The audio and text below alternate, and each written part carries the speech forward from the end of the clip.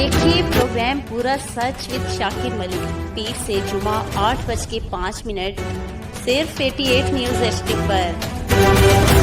बिस्मिल्लाहिर्रहमानिर्रहीम। नाज़रीन, प्रोग्राम पूरा सच के साथ मलिक शाकिर आपकी खिदमत में हाजिर है। नाज़रीन, अगर देखा जाए तो इस वक्त जो पाकिस्तान का मौसम है वो तकरीबन कुछ आज ठंडी हवाएं चली, हल्की बारिश हुई तो मौसम थोड़ा सा अच्छा हो गया, मौसम बड़ा वंडरफुल हो गया। लेकिन अगर देखा जाए तो सियासी पारा जो है वो बहुत ज़्यादा हाई है और आए दिन नई बातें जो है इस वक्त मुल्क में गर्दिश कर रही हैं। तो आज जो हमारे साथ स्टूडियो में मौजूद हैं हमारे मेहमान हैं, सबसे पहले मैं उनका तारुफ कराऊँ। हमारे साथ मौजूद हैं हाकिम अली साहब, वो कार्डिक्स मिड सिटी हॉस्पिटल के एडमिनिस्ट्रेटर हैं और साथ ग्लोबल वर्चुअल हॉस्पिटल के बानी और CEO हैं। और उसके साथ साथ उनके साथ साथ हमारे साथ मौजूद हैं माहिर कानून हैं अहमद अयाद खल साहब।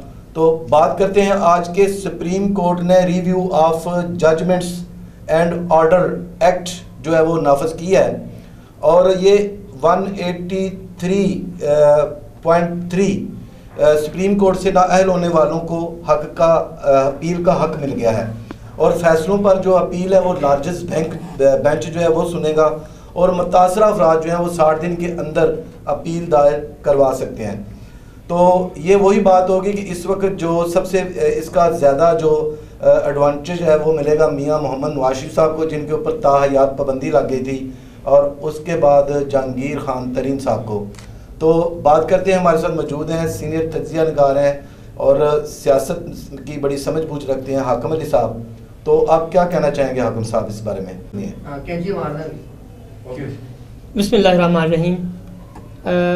मैं इस बारे में जो सियासत की हल्की फुल्की मेरी समझ बूझ है, तो क्योंकि हम इतने अरसे से देखते आ रहे हैं सुप्रीम कोर्ट के फैसले, सियासतदानों की चालें और बहुत सारी चीज़ें, तो मैं तो यही समझता हूँ कि जब इस तरह का इशू जो सोया हुआ हो, जिसका कोई पता भी ना हो, अचानक आए, तो डेफिनेटली सियासत में उसकी एंट्री होती ही तब है जब उसका किसी न किसी को बेनिफिट देना होता है। तो ये ज़रूरी नहीं होता कि वो एक अचानक से एक मामला है। और मुझे तो यहाँ तक भी मेरा तजर्बा है कि जब केस ही इनके खिलाफ तब होते हैं जब उनको ड्राई क्लीन करके बाहर निकालना होता है। तो ये डेफिनेटली जो ये चीज़ सामने आई है बड़ा सिंपल है। ये मेरे ख्याल में मेरे अलावा आम पाकिस्तान में भी जानता है, शौक़ रखते हैं लोग। तो ये एक नज़रिया ज़रूरत के तहत ये सारा कुछ हो रहा है। मैं तो इस बारे में ये कहना चाहूँगा। अच्छा हाकिम साहब, मुझे ये बताएं कि आज सुप्रीम कोर्ट ऑफ पाकिस्तान का एक और फैसला आया और जो बहुत ज़्यादा शोर था, हमारे जो माहिर कानून है अहमद अयाद खल साहब, उन्होंने पहले ही जो बात की थी वो भी आज सच हो गई कि बहुत शोर पड़ा हुआ था पिछले दिनों के जो 14 मई की डेट थी सुप्रीम कोर्ट की इलेक्शन की, तो उस पर गवर्नमेंट ऑफ पाकिस्तान ने इलेक्शन नहीं करवाए, तो ये तौहीन अदालत के ज़मरे में आएगी। लेकिन आज जो है वो वही जो समात है वो गैर मुअय्यना मुद्दत के लिए जो है वो मुलतवी कर दी गई है। तो इसके बारे में आप क्या कहेंगे? देखिए जी, बड़ा क्लियर है इस वक्त। मेरा ख्याल है कि जितने मैसेज मिल चुके हैं एक ख़ास पार्टी को, तहरीक इंसाफ, बल्कि साफ बात करनी चाहिए, वो जो भी हो रहा है सिंपली उनको मिलिया मेट करने के लिए हो रहा है।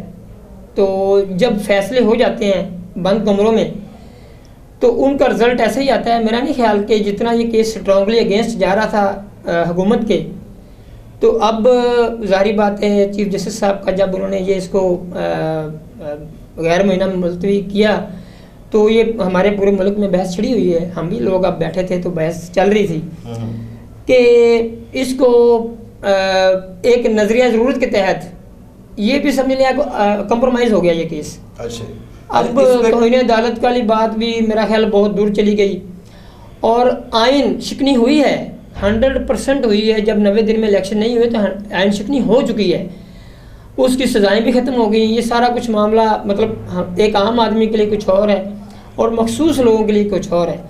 तो मैं तो समझता हूँ कि ये सारा कुछ नज़रिया ज़रूरत के तहत हो रहा है। इसके ऊपर कानूनी राय भी लेते हैं हाकिम साहब हमारे साथ मौजूद हैं, माहिर कानून हैं और माशाल्लाह बड़ा ज़बरदस्त इल्म रखते हैं लॉ के बारे में। तो क्या इस पे आप क्या कहना चाहेंगे? अहमद अयाद खल साहब के सुप्रीम कोर्ट ने रिव्यू ऑफ जजमेंट का जो एक्ट एक नाफज किया है जिसमें जो नाअहल अफराद हैं उनको अपील का हक मिल गया है, तो जो इस वक्त अपोजिशन तो है कोई भी नहीं है इस वक्त, लेकिन जो हुकूमत मुखालिफ लोग हैं वो कह रहे हैं कि सारे का सारा बेनिफिट जो है वो जहांगीर तरीन और मियां मोहम्मद नवाज शरीफ को जाएगा। जी बिस्मिल्लाहिर्रहमानिर्रहीम। बहुत शुक्रिया शाकिर साहब, आपने जो है गुफ्तगू का मौका दिया। अब जो है ये जो रिव्यू ऑफ जजमेंट एक्ट जी जो रिसेंट पास हुआ, अब देखना इसमें ये है कि इसमें जुडिशली किस तरह लेते हैं जो लॉर्डशिप्स जो हैं वो अदालत हजूर जो है वो उसमें सुप्रीम कोर्ट लेवल पे किस तरह इसको कंसीडर किया जाता है या किस तरह लिया जाता है। जो हमने आज तक कानून की किताबों में पढ़ा है, रिव्यू का स्कोप बहुत लिमिटेड सा होता है। रिव्यू में तो जस्ट एक जजमेंट जो पास हुई है उसमें कोई क्लैरिकल मिस्टेक, कोई ऐसी मिस्टेक जिससे जो है जजमेंट की बॉडी को या उसकी नेचर को या उसके इम्प्रेशन को या इम्पैक्ट को वो चेंज ना होता हो, रिव्यू वो होगा। तो जो है अगर कोई कहे कि रिव्यू ऑफ जजमेंट एक्ट से फ़ायदा लेते हुए मैं जो हूँ, मैं मतलब वो कोई appeal is separate thing and review is separate thing. तो मैं उसमें जो जितने भी ये हैं सियासी मुतासरीन ये कोई फ़ायदा ले लेंगे तो हरगिज़ किसी को एक टके का फ़ायदा भी नहीं होने वाला। ये सिर्फ और सिर्फ जो है वो जो है अदालती अहकामात या अदालती जजमेंट्स सुपीरियर कोर्ट्स पास करेंगी, उसमें कोई भी ऐसा नॉर्मल बड़ा लाइट नेचर का कोई भी बात रह जाती है और उसमें बिल्कुल वो जिससे वो उसकी बॉडी या इम्पैक्ट या उसका जो है वो पूरा का पूरा वो जो जजमेंट से जो एक तासुर मिल रहा है वो अगर इफेक्ट नहीं होगा तो उसको that will be review, that will about to be review, और बड़ा लिमिटेड सा स्कोप होता है। तो ये खुशी मनाने की कोई ज़रूरत नहीं है उन तमाम लोगों को जिनके अगेंस्ट जो है वो जजमेंट्स पास हुई हैं, तो वो हरगिज़ भी इस खुशी नहीं मना सकते। हाँ ये ज़रूर है अगर लीगल कोई टेक्निकल कोई मेयर सा पॉइंट जो है उसमें अगर कोई आ गई तो वो उसमें वो की जा सकती है रिव्यू ऑफ जजमेंट में, उस हवाले से ज़रूर हो सकती है। अच्छा अहमद याद खर साहब, आज जो पाकिस्तान के वज़ीर आज़म के मुआवन खुसूसी हैं बराए एहतसाब और वकील भी रहे हैं वो पाकिस्तान मुस्लिम लीग नून के इरफान कादर साहब, उन्होंने भी एक बयान जारी किया और उन्होंने कहा कि माजी में वज़ीर आज़म पर तौहीन अदालत लगाना गैर आइनी था। और उसके साथ वो कहते हैं कि आइन और कानून में कहीं भी नहीं लिखा कि नाअहली जो है वो ताहयात हो। तो ये आप बताएंगे कि कानून इस बारे में क्या कहता है? सर जब उसमें जब ये जजमेंट ये ऑर्डर पास हुए सुप्रीम कोर्ट ऑफ पाकिस्तान से जी तो बड़ी माजरत के साथ मैं ये बात करूंगा तब ये माहिर कानून किधर थे, इन्होंने वो ऑर्डर क्यों नहीं बर वक्त असेल किया, उस पर क्यों नहीं इन्होंने अपने लीगल ग्राउंड्स रेज की, उस पर क्यों नहीं इन्होंने कोई पिटिशन फाइल की, क्यों नहीं इन्होंने कोई स्पेसिफिक फॉर्म अडॉप्ट किया। अब ये माहिर ये आके वजीर कानून अपॉइंट होके अगर कोई इस तरह की बात करते हैं जो beyond the limit of law है तो ये शुब्दबाजी की हद तक तो ये बात बड़ी खूबसूरत नजर आ रही, लेकिन प्रैक्टिकली इसकी कोई वैल्यू नहीं है। प्रैक्टिकली तो वैल्यू वो है जो कानून की बात विद इन अ टाइम आप करते हैं और रेलिवेंट प्लेटफॉर्म पे करते हैं, तो वहाँ पे तो उस बात की अहमियत भी है और अफादियत भी है। और जो with the passage of time एक चीज़ गुजर गई, एक जजमेंट पास हो गई और उसमें आप कहते हैं जी लॉ में तो ये मौजूद ही नहीं था, तो ऐसी बड़ा surprisingly superior court of the country, apex court of the country, उसके जो जजेस हैं, इट मीन्स कि उनको कानून का वो इतना वो हाउ नो जो है वो इनको ज़्यादा है और उनको नहीं है, तो ऐसा पॉसिबल ही नहीं है। और कभी भी जस्टिस हजरात या जजेस जो हैं उन्होंने बामुताबिक कानून के चलना होता है, उन्होंने ये नहीं देखना होता कि क्या मामला क्या नहीं, कानून जिस चीज़ की उन्हें इजाज़त देता है उन्होंने तो वो करना है। उन्होंने हरगिज़ भी कोई ऐसा अमल किया वो नहीं करना जो कानून से बालतर है। और कितनी उन्होंने अगर कोई ऐसी बात ऐसी की है तो मैं अभी भी उनको दावत देता हूँ कि वो जो है स्पेसिफिक फॉर्म पे जाके और वहाँ पे जाके इस तरह की कोई पिटीशन फाइल करें और कोई रिलीफ तो लेके दिखाएं। Answer will be no. तो ये सिर्फ एक बातों की हद तक बात है जो सिर्फ एक वाह लेने के लिए है, लेकिन अब ये भूल चुके हैं कि यहाँ पे अवाम और पाकिस्तानी अवाम जो है ये प्रैक्टिकली जो है वो चीज़ों को देखना पसंद करते हैं, ये बातों और महज जो है वो उस पर इत्तेफाक नहीं करेंगे। जी जी ठीक है। नाज़रीन, इस वक्त जो है पूरा सच में जो है तजिया पेश कर रहे थे और अपनी कानूनी राय जो है वो दे रहे थे अहमद याद खर साहब और सीनियर तजिया निगार हैं हाकिम अली साहब, और हमारे साथ रहिएगा। वक्त हुआ है ब्रेक का।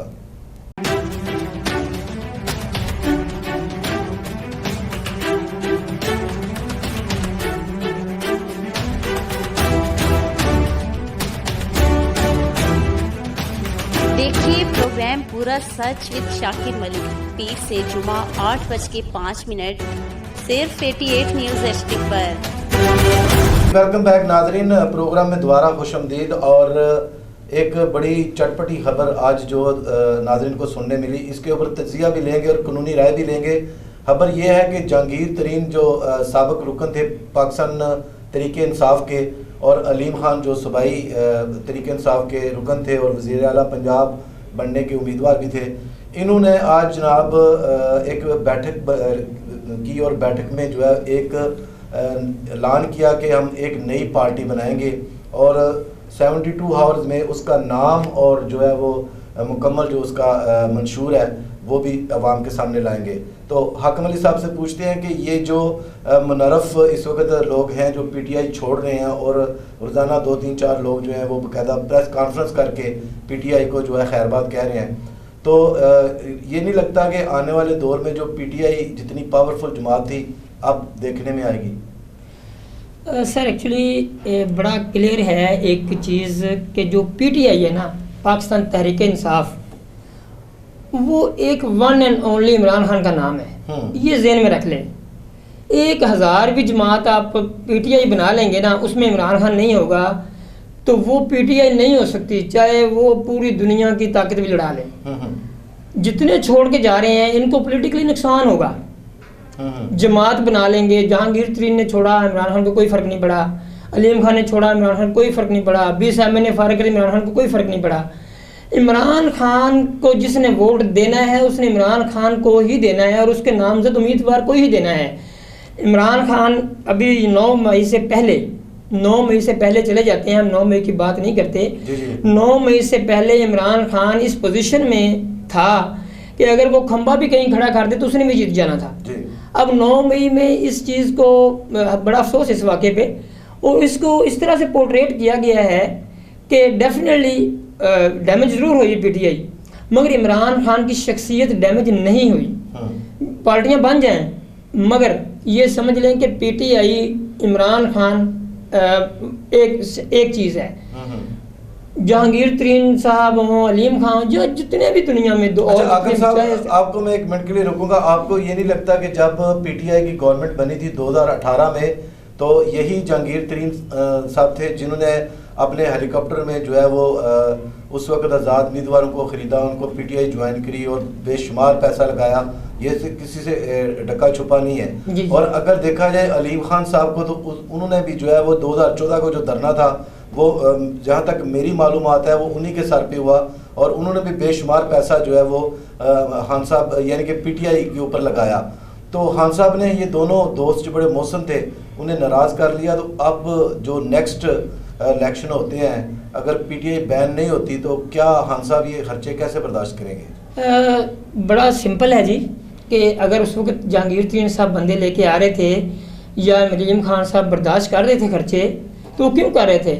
उनको पता था कि इमरान खान का पॉपुलर लीडर है, उसको वोट मिलने हैं, ये अपनी पार्टी उस वक्त इन्होंने क्यों नहीं बना ली? ऐसा ही है। तो अभी भी इनको कोई फ़ायदा नहीं मिलने वाला। हाँ, अलबत्ता कोई ऐसी खलाई मखलूक की तरफ से कोई ताकत ना मिल जाए तो मैं कुछ नहीं कह सकता, मगर इंडिपेंडेंट ये जीतने के काबिल नहीं है, ना वोट ले सकते हैं।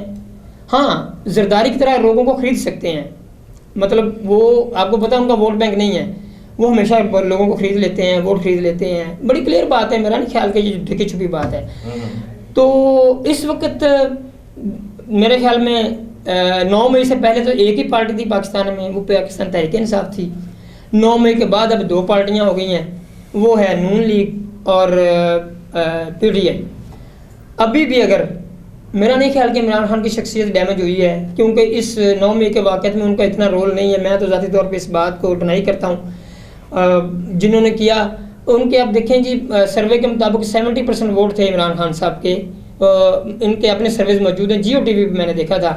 70% वोट में से 10,000 लोग अगर सड़कों पे आए हैं, या इनके मुताबिक 15 से 20,000 लोग सड़कों पे आए हैं, उनमें से किसी ने अगर नुकसान किया तो ज़रूरी तो नहीं कि वो पीटीआई के लोग हों। वो कोई भी आके शर्पसंद फ़ायदा उठा सकता है।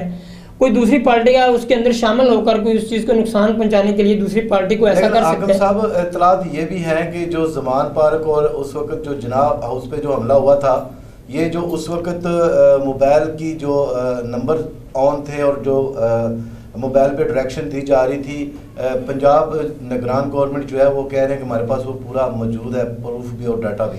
तो सर देखें, बड़ा सिंपल है ना, अगर उनके पास डाटा था तो इतनी जल्दी क्या थी सजाओं देने की, इतना जल्दी क्या थी लोगों को उठाने की, इतनी जल्दी क्या थी आर्मी एक्ट लगाने की? तो पहले उसकी तहकीक होनी चाहिए थी। जो मुतलका लोग हैं, जो इसमें तहकीक में साबित हो जाता, उनको सज़ा मिलती तो आम आदमी भी इस पर एतराज़ ना करता। अब तो बड़ा सिंपल क्लियर मैसेज है कि आम बंदे से पूछ लें वो क्या सोचता है। मैं इसमें नाम नहीं लेना चाहता, तो हर बंदा क्या सोच रहा है, क्या समझ रहा है, ये क्यों हो रहा है, ज़बरदस्ती कराया जा रहा है, जितना कुछ हो रहा है। तो ये मतलब आप इस चीज़ को थोड़ा ज़रूर गौर करें कि बगैर इन्वेस्टिगेशन के, बगैर रिसर्च के, बगैर तहकीक के मुकदमात बना दिए गया, इतना कुछ कर दिया गया। तो अगर ये सारे सबूत थे तो बड़ी, मेरा ख्याल कि 2, 4, 5 दिन में तहकीक हो जाती, उसके बाद सजाएं दे देते, जिसको सजाए मौत देने उसको सजाए मौत देते। तो मेरे ख्याल में जितनी जल्दी की गई है, इसका मतलब है कि उनके पल्ले कुछ नहीं है। और अगर इनके पास सबूत हैं तो PTI भी इस चीज़ का दावा करती है कि उनके पास भी सबूत हैं कि बंदे जो थे वो उनके नहीं थे या उनके कुछ होंगे भी। देखें सर, बड़े सवाल उठते हैं, अगर बात करें तो वो अल्लाह माफ़ करे, कहीं बात ऐसी हो जाती बात जिससे मैं इसको एक्सप्लेन करते हुए डर भी लगता है बाज़ बात। मगर ये आप इस सेंस में कि हमारा अगर ये कहते हैं जी इमरान खान साहब ने ये प्री प्लान किया, तो अगर ये सराना सनाला साहब और 12:30 बजे रात को 12:15 उठ के प्रेस से कॉन्फ्रेंस कर सकते हैं कि जी हमें ये इतला मिल गई है, तो इनको इस हमले की इतला क्यों नहीं मिली? एजेंसियाँ फिर सिक्योरिटी क्लैप्स की अपनी गलतियाँ क्यों नहीं मानते ये लोग? कितनी सिक्योरिटी होती है। हमने जब कभी कैंट जाना होता है तो हम जहाँ पे 1 किलोमीटर का जो सफ़र है वो मुझे पता है हम कितनी मुश्किल से तय करते हैं, किस तरह वो गुजारते हैं वहाँ से। तो इतने लोगों का वहाँ चले जाना, इतनी वहाँ सिक्योरिटी होना, इतने वहाँ पे कैमरे होना, सब कुछ मौजूद है। आप लिबर्टी से लेके कमांडर हाउस, हमारा जिना हाउस है, वहाँ तक सारी फुटेजेस निकाल लेना जी, तो आपको सारा पता चल जाएगा। तो इमरान खान साहब से सबूत लें और जो पंजाब हुकूमत या वफाक के पास है वो भी सबूत रखें, उसकी इन्वेस्टिगेशन करें, उसके बाद सजा दे दें, नो प्रॉब्लम। अगर इमरान खान कसूर हुआ है, मैं आपकी तरफ दोबारा से आता हूँ। अहमद याद खल साहब, एक पिछले प्रोग्राम में आपने एक पेशेंट को की थी जस्टिस काजी फाइज ईसा साहब के हवाले से, और वो बिल्कुल दुरुस्त साबित हुई। तो अब आप क्या पेशेंट गोई करेंगे? हमारे आज की जो ये हेडलाइन न्यूज़ है कि supreme court review of judgments, इसका फ़ायदा पहुंचेगा मियां नवाज शरीफ और जहांगीर तरीन या अदरवाइज जितने भी ये नाअहल याद नाअहली के जो लोग हैं उनके ऊपर? जी, इसमें बिल्कुल ये बहुत एक क्लियर मैसेज है। रिव्यू ऑफ जजमेंट्स एक्ट जो पास हो गया, तो इससे बिल्कुल किसी न किसी को तो फ़ायदा ज़रूर पहुंचेगा और इसमें केस टू केस वेरी करेगा। अब देखना ये है कि किसके केस की ग्राउंड्स क्या है, उसमें कैटेगोरिकली देखा जाएगा कि मियां मोहम्मद नवाज शरीफ साहब का केस बनाने वाले काबिल तरीन वकला हज़रात किस तरह खूबसूरती से उस केस को ड्राफ्ट करते हैं, किस तरह कंडोनेशन ऑफ डिले की दरख्वास्त में क्या ग्राउंड्स मेंशन करते हैं, या जहांगीर तरीन के जो वकला हैं वो क्या ग्राउंड्स पेश करते हैं, वो किस तरह जस्टिफाई करते हैं कि किस तरह क्या ताख़ीर होगी, या वो ये कि ये इस चीज़ की आड़ लेंगे कि जी ये अभी ये लेटेस्ट लॉ है तो इसका रेट्रोस्पेक्टिव इफेक्ट भी होना ज़रूरी है और इसको ऐसे प्रिज्यूम किया जाए और वो उसको रिलेट करके को-रिलेट करके, तो ये इसका उसमें देखना ये है कि ये किस तरह ये एक्ट बेनिफिशियल साबित होगा और पूरी की पूरी पाकिस्तानी अवाम को भी ये पता है कि ये क्यों एक्ट आया या इसमें क्यों इसकी एमरजेंसी में इतनी फॉर्मेशन क्यों ज़रूरी थी।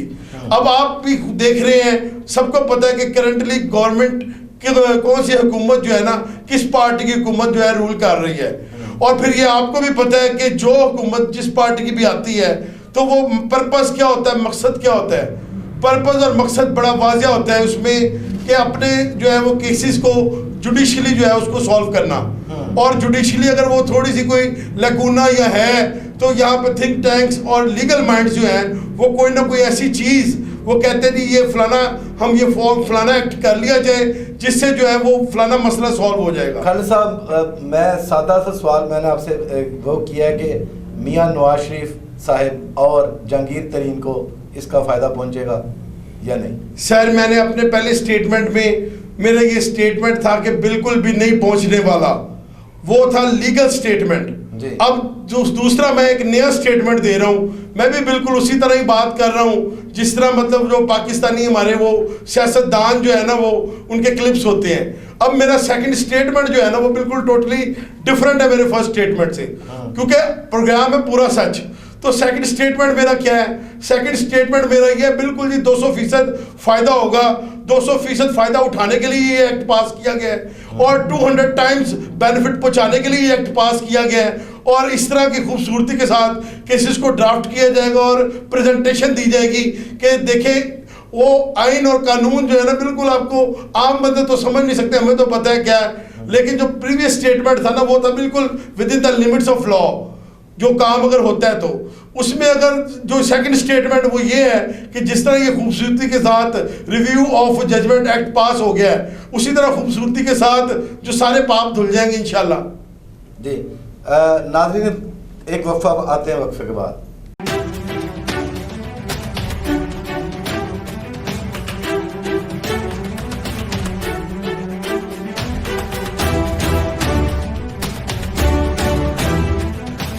देखिए प्रोग्राम पूरा सच विद शाकिर मलिक, पीर से जुमा 8:05 सिर्फ 88 न्यूज़ एचडी पर।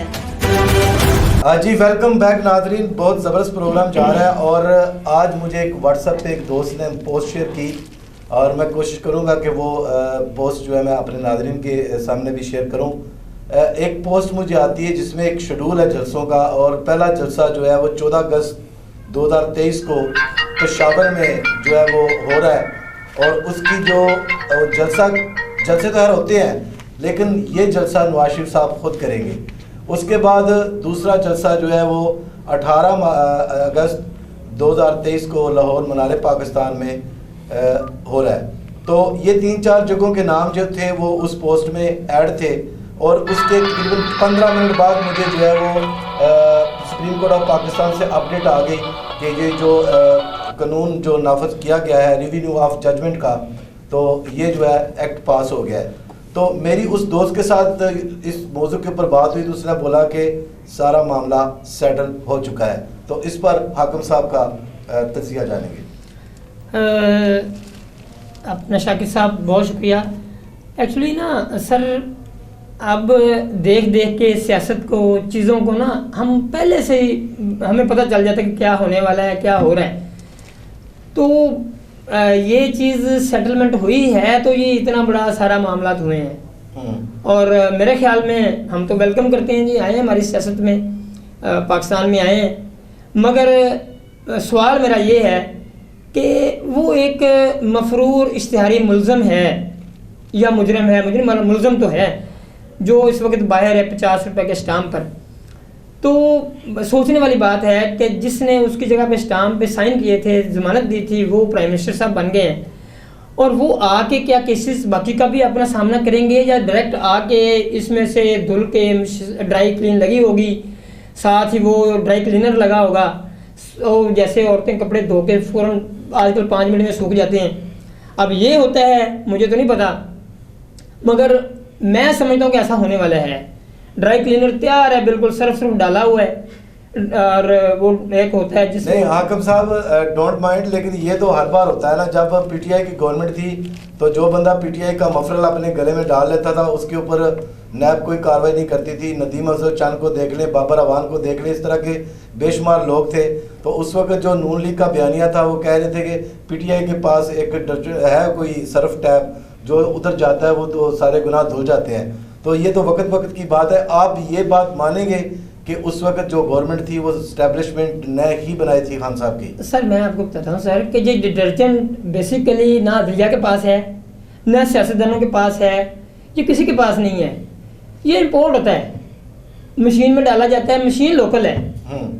तो वो डिटर्जेंट पाउडर जो है ना वो बड़ा कमाल किस्म का है। वो आता है इम्पोर्ट होके, वो डल जाता है, वो जो पार्टी को लाना होता है उसको वाश क्लीन साफ सुथरा करके पेश करते हैं। इसके ऊपर तजिया लेंगे राय अहमद अयाद साहब का, खरल साहब का। तो ये बताएं सर कि मेरा क्वेश्चन ये है कि 2018 में जब खान साहब की गवर्नमेंट आई थी तो क्या उस वक्त स्टैब्लिशमेंट के कहने पर गवर्नमेंट बनाई गई थी खान साहब की, जो बाद में जनरल बाजवा साहब ने तस्लीम भी किया था? जी बिल्कुल, इसमें बड़ा खूबसूरत और बड़ा मायने खेज सवाल है। इसका जवाब जो है ना मैं भी बिल्कुल उसी अंदाज से दूंगा जिस तरह ये सवाल किया गया है। अब अगर जनरल बाजवा साहब ने इसका तस्लीम किया है तो वो तो जनरल बाजवा साहब की हद तक रही बात, और अगर ये बात मुझसे पूछा जा रहा है कि जी इस्टेब्लिशमेंट ने क्या इमरान खान की गवर्नमेंट बनाई थी, तो ना तो मैं इस्टेब्लिशमेंट के पास था और ना ही इमरान खान साहब ने मुझे कोई शामिल किया हुआ था।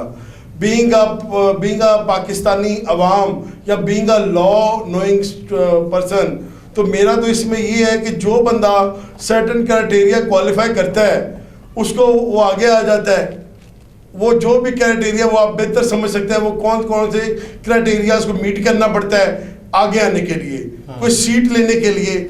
और जो वो इतनी मेहनत के साथ लोग अगर क्रिकेटर से प्राइम मिनिस्टर ऑफ पाकिस्तान बन सकते हैं तो कोई एक्स्ट्रा ऑर्डिनरी उसमें एबिलिटी या कोई चीज़ है तो वो उस मुकाम तक पहुंच जाते हैं। फिर उस मुकाम से जब वो नीचे उनको आते हैं तो कोई ना कोई एक्स्ट्रा ऑर्डिनरी उन्होंने कोई ऐसी गुस्ताखी या कोई मामला किया होता है जिस जुर्म की बर्दाश्त में उनके साथ ये हुस्न सलूक किया जाता है। तो सर इसमें जो है ना पाकिस्तानी अवाम जो है उसको सिर्फ या लॉ नोइंग जितने भी हैं वो उनका हमने सिर्फ ये देखना है। अब जब हम लॉ की बात करते हैं तो सरप्राइजिंगली जो है ना वो लॉ जो है वो मोम की नाक है, और जहाँ जैसा मतलब जिस तरह मंशा के मुताबिक जो है ना उसको उस डायरेक्शन में जो है ना मोड़ लिया जाता है, तो अकॉर्डिंगली वो कर लिया जाता है, उस तरह सेटअप बन जाता है। इसीलिए तो 140वें से 129वां नंबर है ना पाकिस्तान सर। ये मैं कहता हूँ बहुत बड़ा नंबर है, अगर 129वां भी है ना सर तो मैं समझता हूँ कि जो हमसे आगे हैं उनका पता नहीं क्या हाल होगा। अच्छा एक चीज़ सर मुझे और समझ में आई है जो भाईजान ने बात की है हमारे खरल साहब ने और आपके तरीके से जो आपने, इसका मतलब ये है कि हमारे मुल्क में ये नहीं देखा जाता कि आवाम को फ़ायदा कौन दे रहा है, कितना दे रहा है, किस तरह हो रहा है, किससे हो रहा है। ये देखा जाता है कि जो ख़ास क्राइटेरिया है जो बनाया जाता है उस पर कौन पूरा उतरता है उसको हुकूमत दी जाती है, ना कि ये क्राइटेरिया मद्देनज़र रखा जाता है कि हुकूमत पाकिस्तान अवाम के लिए कौन बेहतर है, कितना बेहतर है, कैसे बेहतर है। तो क्राइटेरिया मतलब है कि वो बनाया जाता है ज़ाती मफादात का, अपनी अना का। तो मेरे ख्याल में जब पाकिस्तान इस क्राइटेरिया से बाहर आ जाएगा ना, अवाम के क्राइटेरिया में आ जाएगा, तो पाकिस्तान इंशाल्लाह हमारी जो अदालतें हैं वो भी पहले नंबरों में आ जाएंगी और हमारा मुआशी हालात भी पहले नंबरों में इंशाल्लाह हम आ जाएंगे। और ज़ाती मफादात जब ये छोड़ दिए जाएंगे, अना छोड़ दी जाएगी, ज़िद छोड़ दी जाएगी, पाकिस्तानी अवाम को मद्देनज़र रखा जाएगा, तो हमें पेट्रोल भी सस्ता मिलेगा, महंगाई भी नहीं होगी और पाकिस्तानी अवाम खुशहाल भी होगी। जब तक सर 5 लोग अमीर हैं तब तक अवाम गरीब रहेगी, ये नोट कर लें। मैं आज बता रहा हूँ, जब तक हमारे बहुत सीनियर फौज के लोग, उसके अलावा जजेस बहुत ज़्यादा जो अमीर होंगे, मीडिया के लोग अमीर होंगे, सियासतदान अमीर होंगे और ब्यूरोक्रेसी जो हाई लेवल की अमीर होगी, तब तक अवाम गरीब रहेगी। आप देख लें किसी मुल्क में भी, पाकिस्तान समेत जिस मुल्क के ये 5 लोग अमीर नहीं होंगे उनकी अवाम खुशहाल होगी, जिनमें ये अमीर होंगे उनकी अवाम गरीब रहेगी, हमेशा गरीब होगी। अगर ये अवाम को भी सोचना चाहिए कि उन्होंने इस चुंगल से निकलना कैसे है। बहुत शुक्रिया हाकिम साहब और राय अहमद अयाद खल साहब। अल्लाह करे पाकिस्तान में कोई ऐसा मसीहा आ जाए जो गरीब की दाद रसी कर सके। कल तक के लिए इजाज़त दीजिए, अल्लाह हाफिज़।